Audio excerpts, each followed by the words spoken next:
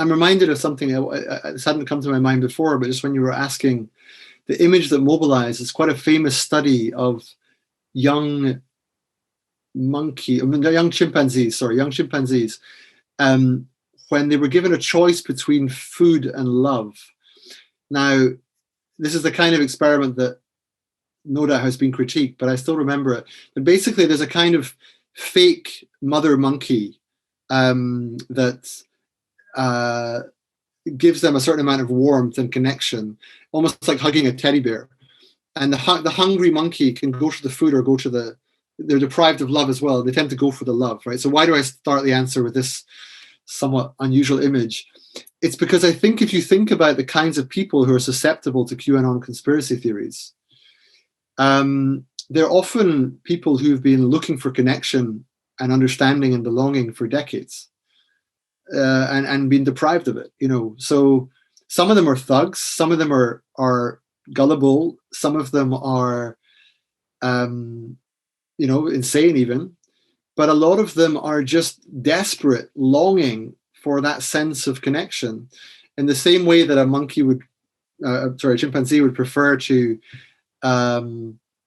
go for love than food. In the same way that a lot of these people, they're so longing for that connection that if something makes sense, this grand conspiracy theory that seems to have the texture of a explanation of things, you can sort of see why they'd buy into that, and then they'd defend it, and they'd find all sorts of reasons to justify it. I think it arises fundamentally from a kind of longing for things to make sense in a world that increasingly doesn't.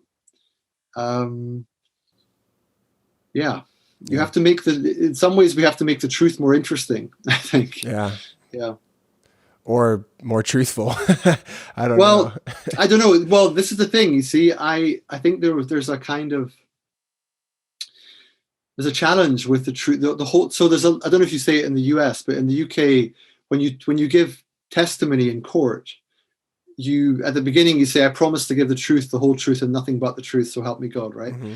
Or maybe I've imagined that and you do it in the US and not in the UK. But anyway, I've seen it enough to know it happens. Yeah, it happens. But that statement, the whole truth, is very interesting, because lots of things are the truth and nothing but the truth, but not the whole truth.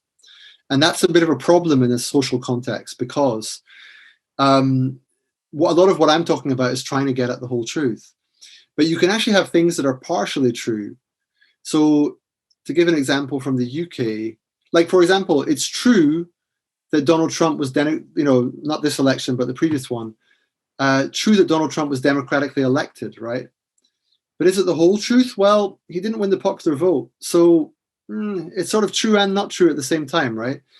Is it nothing but the truth? Well, maybe there was some kind of collusion or corruption, and maybe it's not entirely clear if he necessarily won. And so is it nothing but the truth? Well, can you be sure? I'm not sure. I guess I'm just saying this because the truth is always contested.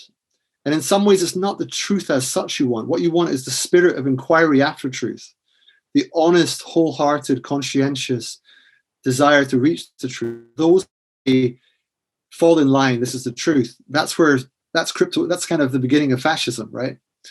So you want instead this kind of longing for things to make sense and move towards truth, but not necessarily truth as such. Mm-hmm.